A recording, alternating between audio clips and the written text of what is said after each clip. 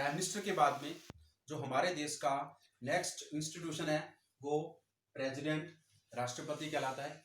हमारे देश में प्रेसिडेंट की पावर है, प्रेसिडेंट की एक पोस्ट है और रामनाथ कोविंद हमारे देश के प्रेसिडेंट है। अब हम इस पोर्शन में प्रेसिडेंट की पावर और फंक्शन है वो सब सेलेक्ट करने वाले हैं। और प्रेसिडेंट जो है वो हेड ऑफ द स्टेट होता है, नॉमिनल पावर होती है उनके पास। और हम इनडायरेक्टली ये कह सकते हैं कि प्रेसिडेंट की जितनी भी पावर है वो सारी पावर इनडायरेक्टली प्राइम मिनिस्टर के द्वारा यूज की जाती है।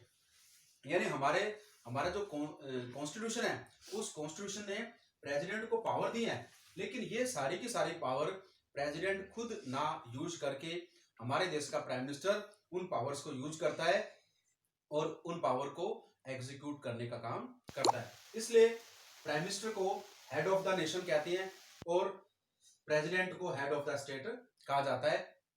इनके पास नॉमिनल पावर होती है और हमारे देश के प्रेसिडेंट की जो पावर है, फंक्शन है, वो इंग्लैंड की महारानी के पावर एंड फंक्शन की तरह है। हमारे देश में प्रेसिडेंट की जो पावर है वही जो पावर इंग्लैंड की महारानी की है और इंग्लैंड की महारानी उन पावर को यूज करती है। यानी इनडायरेक्टली हम ये कह सकते हैं कि हमारे देश का जो प्रेसिडेंट है वो एक नॉमिनल हेड की तरह काम करता है और उन सभी पावर को प्राइम मिनिस्टर के द्वारा यूज किया जाता है। उसके अलावा एक और अहम चीज है वो ये है कि प्रेसिडेंट का जो इलेक्शन है वो इनडायरेक्टली होता है। इसमें जैसे जब हम मेंबर ऑफ पार्लियामेंट को इलेक्ट करते हैं तो इसमें जो वोटर है वो वोट डालते हैं, लेकिन प्रेसिडेंट के चुनाव में पब्लिक अपना वोट नहीं डालती है। जितने भी एमपी हैं दोनों हाउसेज के, राज्यसभा और लोकसभा के total MP plus total MLA, ये सारे मिलके प्रेसिडेंट के इलेक्शन में भाग लेते हैं और प्रेसिडेंट को इलेक्ट करते हैं। यानी सूत्र के हिसाब से आप ये समझ सकते हैं कि प्रेसिडेंट को लोगों के द्वारा इलेक्ट नहीं किया जाता, वोटर के द्वारा डायरेक्टली इलेक्ट नहीं किया जाता, उसका सिलेक्शन इनडायरेक्टली होता है और उसके सिलेक्शन में टोटल एमपी यानी लोकसभा और राज्यसभा के दोनों सदनों के सदस्य प्लस टोटल एमएलए पार्टिसिपेट करते हैं और इन्हीं के आधार पे ही प्रेसिडेंट सेलेक्ट किया जाता है। अब इस लेक्चर का जो नेक्स्ट पोर्शन है वो है हमारी जुडिशरी, हमारे देश की न्याय प्रणाली। हमारे देश की जो न्याय प्रणाली है वो फ्री एंड फेयर है, किसी के साथ कोई किसी भी तरीके का भेदभाव नहीं होता। हमारे देश में गोरे, काले, अमीर, गरीब या किसी भी ऊंची जाति से बिलोंग करने वालों के साथ में या नीची जाति से बिलोंग करने वालों के साथ में कोई भी भेदभाव नहीं है।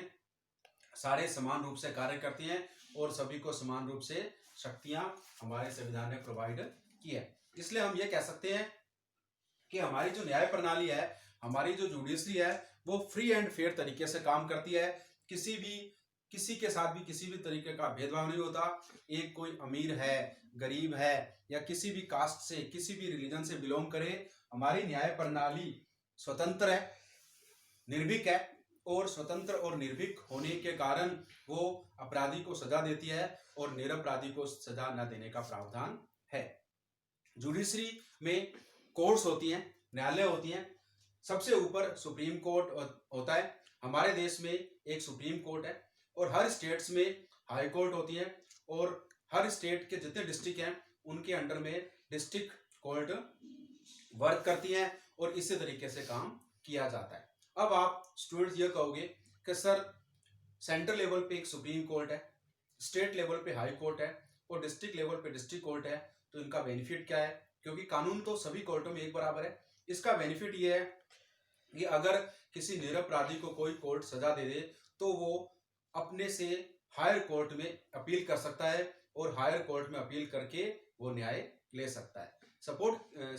मान लीजिए कि किसी बंदे को किसी डिस्ट्रिक्ट कोर्ट ने अपराधी घोषित कर दिया लेकिन वो अपराधी नहीं है, तो वो अपनी अपील डिस्ट्रिक्ट कोर्ट से ऊपर हाई कोर्ट में लगा सकता है और हाई कोर्ट में अगर उसको सही डिसीजन नहीं मिलता तो वो सुप्रीम कोर्ट जा सकता है और इसी आधार पर हमारी न्याय पालिका काम करती है। सुप्रीम कोर्ट का जो चीफ जस्टिस होता है उसको चीफ जस्टिस ऑफ इंडिया कहा जाता है। इसी तरह हर एक हाई कोर्ट में भी मुख्य न्यायाधीश होते हैं और ये मुख्य न्यायाधीश काम करते हैं। तो ये सारा का सारा सिस्टम है, ये इंस्टीट्यूशंस कहलाता है और इसको हम वर्किंग ऑफ इंस्टीट्यूशन कहते हैं। हमारे देश की न्याय प्रणाली बिल्कुल स्वतंत्र है, निसंदेह अपराधी को यहाँ पे अपराधी को अपराध करने की सजा मिलती है और जो निरपराधी है उसको किसी भी तरीके की सजा नहीं मिलती है।